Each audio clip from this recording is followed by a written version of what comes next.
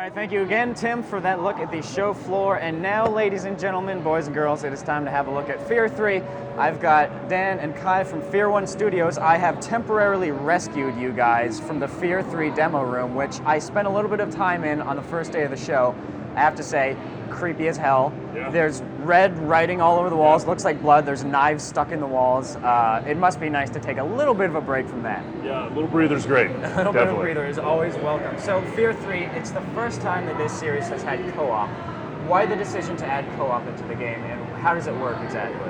Well, it's tricky, right? I mean, when you look at the F.e.a.r franchise, it's been lauded for the fact that you've got really good combat, you've got a really good story, and you've got horror. And the trick about putting co-op into something like that is making sure that it stays scary.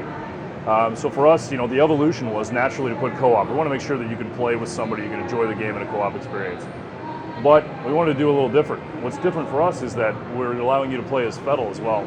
So we wanted to really make sure that we give you that experience of f.e.a.r being that spooky character. He has different powers. It's not a matter of you playing the same type of player next to you. It's a matter of you being completely different. f.e.a.r's dead. He's a ghost. He has very psychic powers as he walks through the space.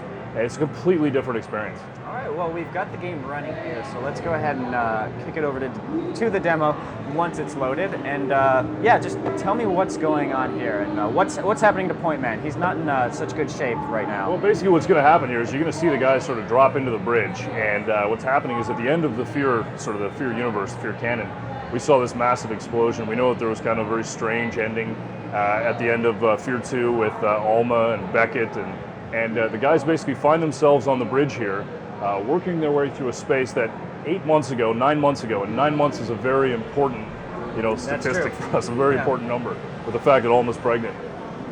These rift events are happening, and about 8 months ago, Armacam had this dirty little secret that happened in here, and now the brothers find themselves on the bridge. They've crash landed on the bridge, and they're working their way through the space while these psychic rifts are ripping through the space, and these creatures are sort of pouring out of the psychic rifts. Now, one of the most unique things about the co-op in F.e.a.r 3 is the fact that these two players, there's sort of an uneasy alliance between the two of them. Obviously, there's a little bit of a brotherly dispute going on there. How does that affect the gameplay? Let's be honest, they don't like each other. They don't trust each other. Yeah. And the thing is that's really kind of cool about this is that f.e.a.r can go through the space and see things that you can't as Point Man. And if you want to play it with your brother and you basically want to walk through here and co-op, you're going to be successful doing that. But if you decide to pander to f.e.a.r's already, really rough-hewn personality, he's a psychopath, he's crazy, you can choose to go through the space and not tell Point Man anything. And so it creates a very tense environment where you're scared, you're feeling alone. The guy who's in your ear whispering to you about this is crazy, and you just feel that constant tension. So we've got both players playing the game right now. I should probably mention that the screen that you guys are watching at home, Dan, for your reference, it's the bottom screen there. They're seeing f.e.a.r play, whereas Kai is up on stage. He's playing as Point Man. Right.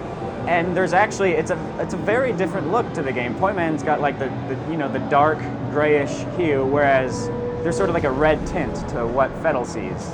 Yeah, we wanted to make sure that when we looked at the art of this game that we gave you a lot of personality, right? I mean, f.e.a.r is a ghost and very ethereal. And so we spent a lot of time on the art and the lighting especially, making sure that the characters in every way, shape, or form, from animation to lighting to all aspects of art, really feel different. And so when you're holding that controller in your hand and you're moving through that space, you really feel the personality while you're looking at the screen of the player that you're playing.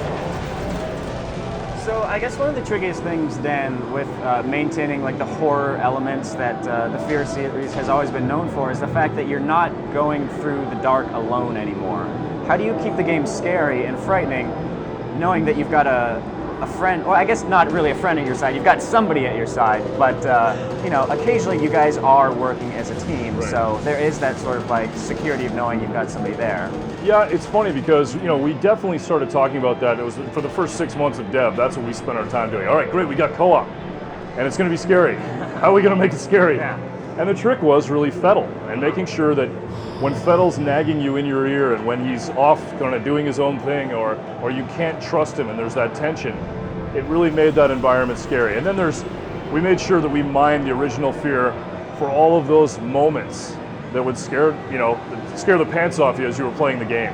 And we've been pretty successful getting it in here. One of the key things about this space that's really interesting is that although Kai has played this a lot, our generative scare system and our generative AI system makes it so that he doesn't know where the AI is going to come from. And so one time the guy can crash through that door, another time he come through a window, sometimes they'll show up behind you. It's really tricky, and it just adds that constant flavor, that constant tension. All right, so we've got audience questions rolling in right now. Hayes from Hattiesburg is wondering, do the characters get separated in the game? I guess you answered that question before. I mean, because f.e.a.r can see alternate paths. Right. How does that affect the gameplay when the two branch off into different areas? Well, it's tricky. They're working on the same objectives. They are working together, and they level up together in that regard. But we definitely wanted to have spaces and action environments where f.e.a.r could see another way to aggress enemies. He could see another way to get into a space. And so, yeah, we have these red doors that f.e.a.r can see and blow open. Now, what's interesting about that is that it's a matter of how you choose to play. If f.e.a.r wants to, he can open the door for Point Man, and f.e.a.r and Point Man can work through the space together. It's entirely up to you. So they can get separated, but most of the time they stay together. Let's see, Erkan Mehmedali from Istanbul is wondering, in the co-op mode, it looks like one player is able to use guns, the other player is able to use supernatural powers. Yeah, but it goes deeper than that. Definitely when f.e.a.r's in ghost mode, he's got stun, he can lift players up and basically steal from them.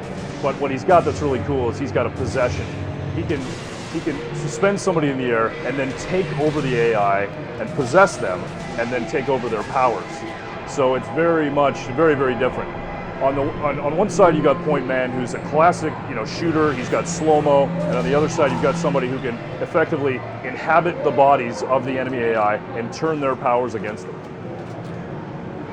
Now, it really helps when they actually use these powers in tandem. Like, I remember from the demo that I saw on day one, they snuck up onto a group of enemies. Point Man slowed down time with his slow mobility. f.e.a.r ran into the middle of them and then used this, I guess it was sort of like an energy burst, and then they just all exploded in a fountain of blood. That's the trick, right? I mean, when you're dealing with, you go down sort of the development of making something that's co-op and then making it scary and then making them different, all of a sudden you come together and say, how do you make them the same, or how do you make them work together? And what's really cool is that they do have the ability to, if f.e.a.r can call for slow-mo, and when he's in slow-mo, when Point Man gives f.e.a.r slow-mo, he can unleash this massive thunderclap on guys. It's pretty fantastic. What you're seeing right here, which is pretty cool, is the phase caster. And this is sort of a unique Armacam enemy AI type that shows up and has the ability to phase in other soldiers all around you. And what we've managed to do is sort of bring in third-person cover into a first-person game to be able to deal with that. We wanted to make sure that if you're in trouble, you have the ability with a single motion while you're in cover to jump over something, vault over it, and switch the guns on 180 in a single motion. Was there any ever any back and forth on whether you guys were going to stick to the first-person perspective while in cover, or were you guys toying with the idea of popping out into a third-person camera? We talked about it. Yeah. You get in those meetings, you have those conversations with folks. The reality is we wanted you to feel like you were that player. Yeah. We don't want to pull you out of the game at all. We want you to inhabit that body in the same way that f.e.a.r takes over AI. Yeah, I have to say I prefer sticking to the first-person camera in cover. I think it worked really well in a game like Killzone 2. Sure. Because normally when you're in cover, you're so immune to to damage that it helps to add a little bit of challenge with the fact that you can't really see a whole lot. You're obscured by the cover, Right. A little bit of Third-person risk. camera, you're immune to the damage, but you can still see everything. Right. It's, Just adding that tension. Yeah, definitely. All right. Dave Shockey from Sacramento is wondering, if I've never played f.e.a.r 1 or 2, will I know what the heck is going on with the story? That's something we also spent a fair amount of time making sure that you're going to be successful. One, if you pick up the controller and you want to play as Point Man, and you've never played a f.e.a.r franchise game before, we're going to give you a little bit of story, and throughout our story, we make sure that we go back and we retell and give hints to what's happened in the past. So absolutely, if you've never played a f.e.a.r game before, you're going to be able to step into this game and it's going to make sense. That's what's really important, right? The story's going to make sense. And for us, the thing that we did to make sure that happened was we focused on just the family relationship. We focused on just the brothers. It's a very simple theme. You have Alma as their mother, The brothers don't really get along. There's that constant tension. It's a story you can really grasp and hang on to. Dan, let's talk about the mech sequences in F.e.a.r. 3. I know in F.e.a.r. 2 they were intended as a sort of palate cleanser, a nice little reward to just go on a rampage after a particularly tough section. But you guys are more integrating that into like the basic gameplay as well. You want there to be some challenge with the mech parts. Yeah. Really, it's about keeping that tension. So the mechs are not a palate cleanser. Absolutely not. What they are is, yes, you get inside and you feel super strong, and then you realize, you got to be careful. You are not invulnerable in these things, and you have to work together in co-op. And if you watch Kai, I'm sure there'll be a bead of sweat rolling down in a second, because it's pretty tense.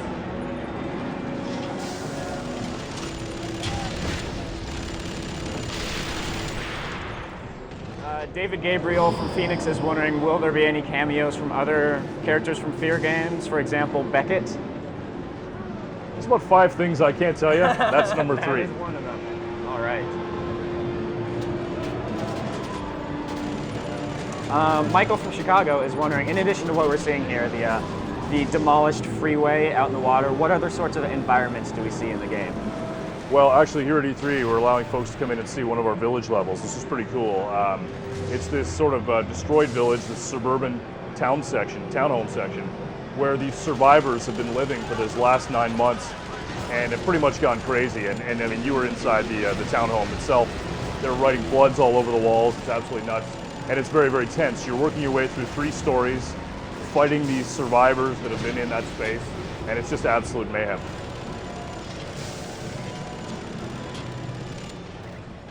Yeah, and I noticed that with that other demo that you guys are showing at E3 relative to this one, there's a lot more flashbacks, a lot more like mental tricks being played on you. Yeah, when you look at F.e.a.r. and you look at the things that the F.e.a.r. franchise has done in the past to really sort of captivate the audience and get you to feel that sense of tension, that sense of being afraid, it's been really important for us to sort of do those flashbacks and remind folks about that tension, remind them about what the F.e.a.r. franchise is about. In a lot of cases, we want to make sure that we're going back and we're talking a little bit about maybe the boys' childhoods a bit, and we're bringing in some of those other characters from the F.e.a.r. franchise that you were talking about earlier. Chris Molo from, okay, this is creepy. In location, he entered behind you. I don't know if he's actually behind me, but Chris, that's creepy as hell. You're lucky that I'm going to ask this question. Is there friendly fire, or do you not have to worry about shooting each other? We talked about that a lot. There isn't friendly fire. We want to make sure that you can't sort of grief your buddy. We do want you to sort of work in co-op, so we didn't have friendly fire on. Their relationship is already strained enough. Yeah. You don't need to add friendly fire on top of that. Exactly. I would not want to imagine what would happen if these two were able to hurt each other in combat.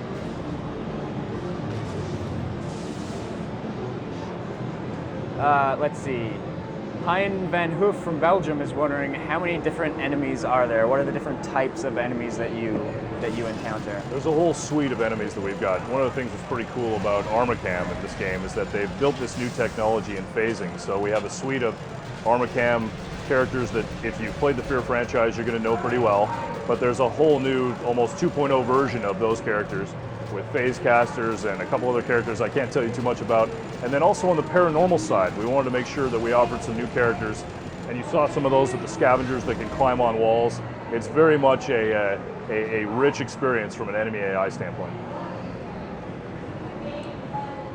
Alex from Romania keeps sending in this question, and I have to imagine the answer is yes. Is Alma in F.e.a.r. 3? You already talked about her earlier.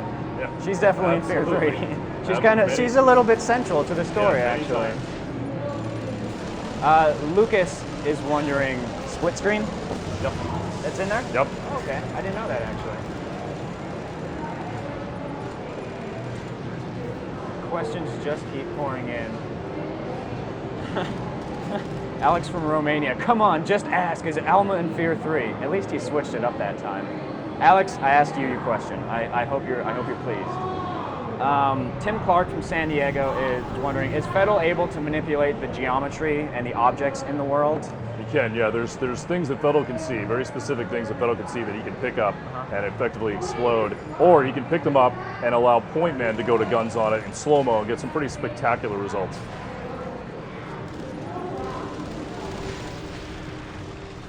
Rory Kent from Southend is wondering how storytelling works. Is it going to be like text-based, or is it going to be like cinematics that we see? It's a combination of cinematics, in-game moments where you're going to really experience the brothers' relationship. So the story is going to unfold with the brothers. I don't want to give away too much, but it's basically following the brothers through this. In a lot of cases, it's F.e.a.r who's in your head, who's giving you a lot of the key information that you need, as well as maybe a couple of other characters that you know of from your past.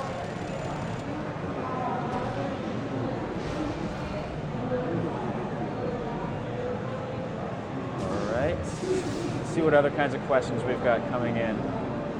I swear half of these questions are from Alex from Romania. Alex, I have to say, I applaud your tenacity.